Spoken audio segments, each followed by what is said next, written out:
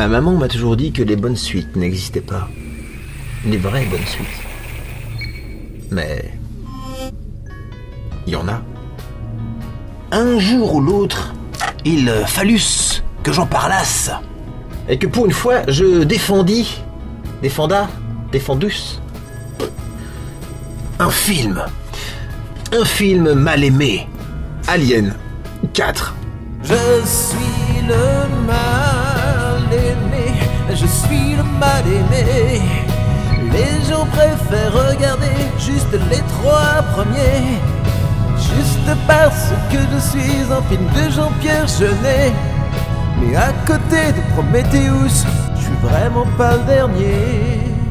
En 97, les studios confient au réalisateur de La Cité de la Peur la bête, l'objet, enfin surtout confie la mission de réussir un 4.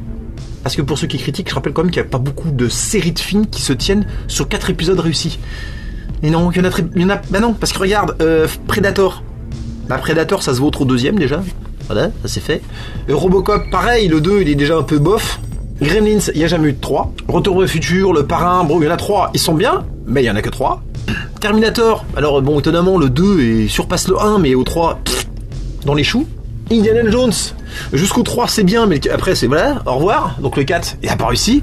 D'ailleurs, pareil pour Die Hard 3. 4 suites réussies, c'est super rare. Ouais, Rocky, puis allez, après, faut prendre les Toy Story, les trucs comme ça à la rigueur. Donc là, c'est chaud, Jean-Pierre. On est sur une trilogie cohérente. Le premier Alien est collector, hein. C'est le slasher dans l'espace, le machin n'a pas vieilli, quoi. Le deuxième, James Cameron, tout de suite...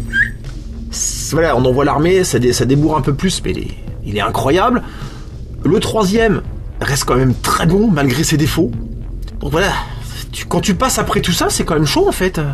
Le résumé en speed, parce que comme vous savez, pour moi, un scénario, c'est important.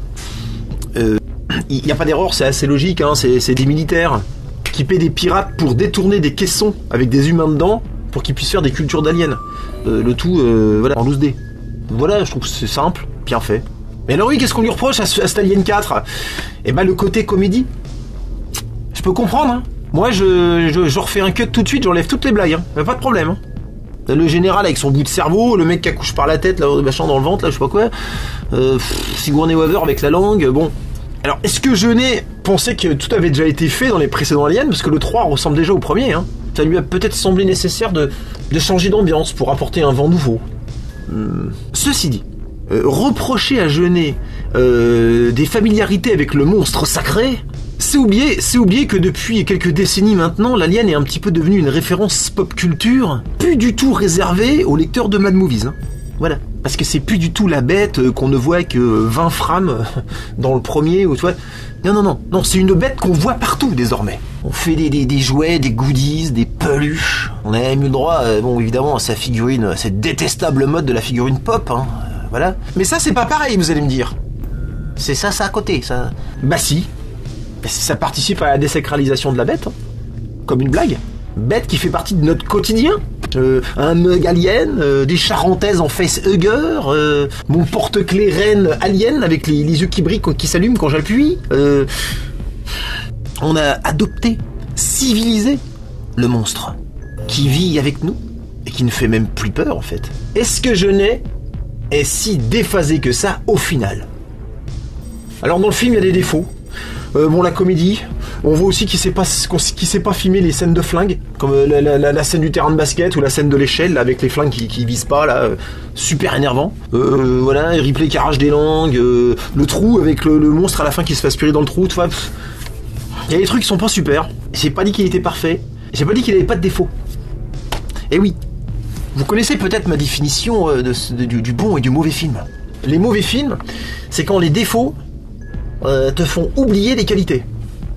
Et un bon film, à l'inverse, c'est quand les qualités te font oublier les défauts. Et ben, cet Alien 4 a des qualités qui me font oublier ces défauts.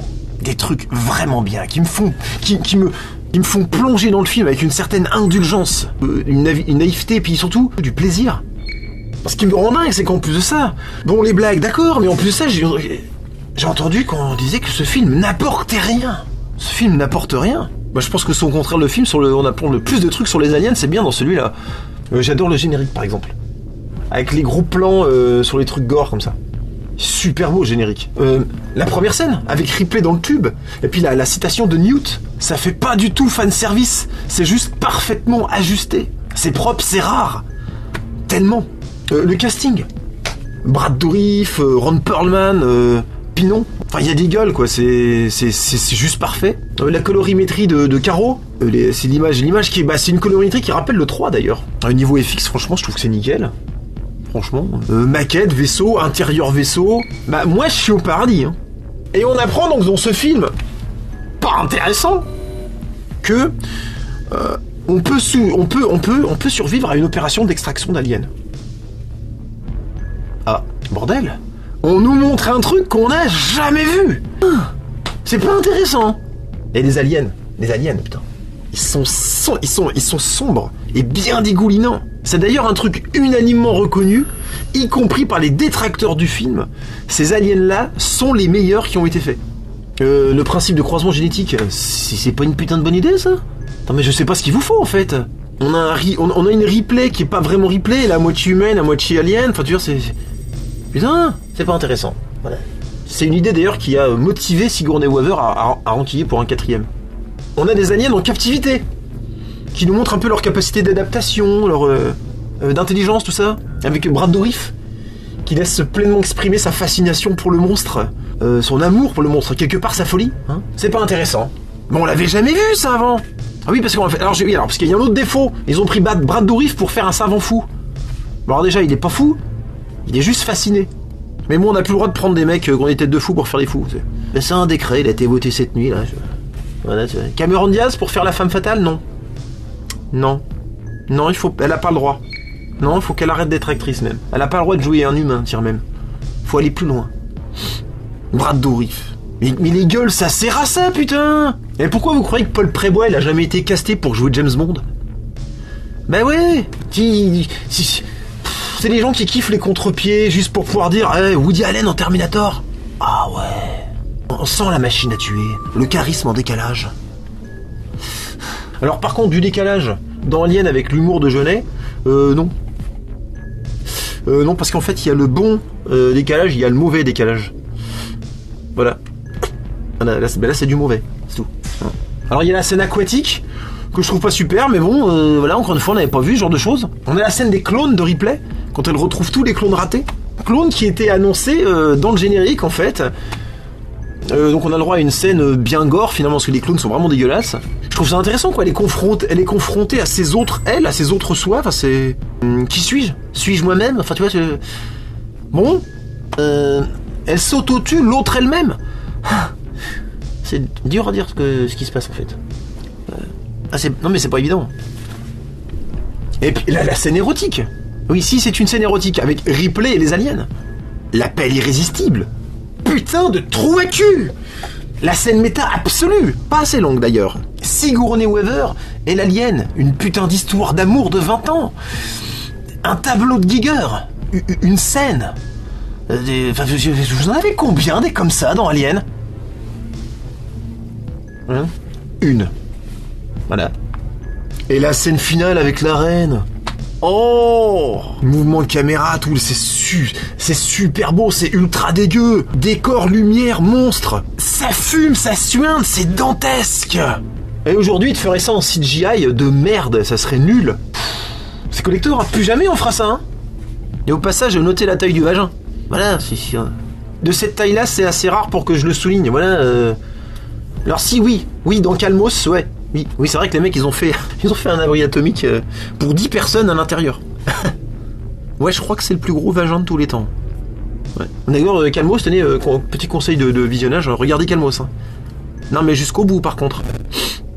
Tiens, amateur de vagin, il y a aussi le film que je suis allé voir Gérard May, là.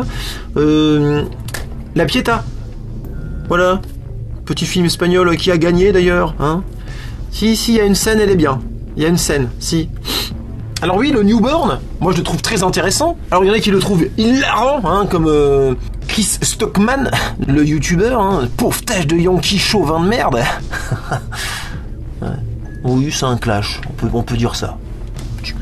Ouais, je peux pas le piffrer avec son maquillage de merde. Bordel, mais la bestiole est super bien pensée, mi-humain, mi-alien. Mais à quoi vouliez-vous donc que ça puisse ressembler ? Je pose une question, je demande. À quoi vouliez-vous qu'un alien humain eusse ressemblance ? C'est une aberration génétique, voilà. Si vous vous dites, bah ça ressemble à rien, bah oui, ça ressemble à rien. C'est le principe de l'aberration. Et donc, croiser un humain avec un alien, ce n'est pas intéressant. On continue, hein, c'est toujours, ce n'est jamais intéressant, jamais. Le générique, le casting, la colorimétrie, l'opération extraction, le croisement génétique, les aliens sombres et dégoulinants, les aliens en captivité, les aliens dans l'eau. Je fais le tour de ma main là. Hein. Des aliens dans l'eau. Avatar 2, exact. T'as aimé ou bien des clones ratés, la scène érotique, la reine, comme d'habitude, le newborn. Mais à part ça, ce film n'est pas intéressant, because, bah y a 4 blagues, donc ça va pas. Je pense qu'avec le recul, Prometheus et Covenant devraient vous faire relativiser la notion d'intéressant, enfin d'échec surtout. Alors, ceci dit, je vous comprends, défendre le 4 en société, c'est mal vu. Vous risquez de vous faire exclure du cercle des puristes, où il est de bon ton de dire que seuls les 3 premiers sont collectors. Moi, le 2, c'est mon préféré. Hein, c'est James Cameron, hein, il a su s'approprier l'œuvre sans corrompre le matériel d'origine, avec des plans en focale et en étalonnage maîtrisé qui... Vous avez déjà entendu ce genre de personnes ? Ouais, c'est ça. Ouais. Bah, faut pas les contredire. J'appelle ça le syndrome masse critique. Exact, c'est le nom de la chaîne. Bravo. Tôt ou tard, il fallut que j'en parlasse. Masse critique. Oui, parce que il en faut de la force pour lutter contre cette attraction critique toujours plus massive de la vie générale, de la note d'halluciné et du prêt-à-penser que l'on récite psittacismiquement pour briller en société. Car contrairement à ce que l'on pense, la masse n'est pas critique.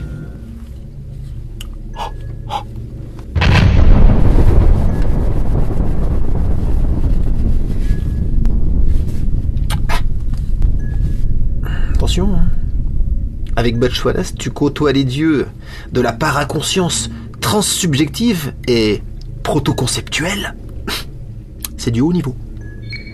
Normalement, là, si t'as un cerveau, tu sens que ça chauffe. Tu vois ? Ouais, ça chauffe pas, ouais. Ouais, non, mais c'est toi, c'est normal. Donc, conseil Butch, hein, après une séance cerveau, hein, comme aujourd'hui, donc bien congestionné, hein, c'est shaker de prot, BCA, enguronzan, de la vitamine C, hein, et du sommeil. 12 heures. 12 heures. Si. 12. 12. 12.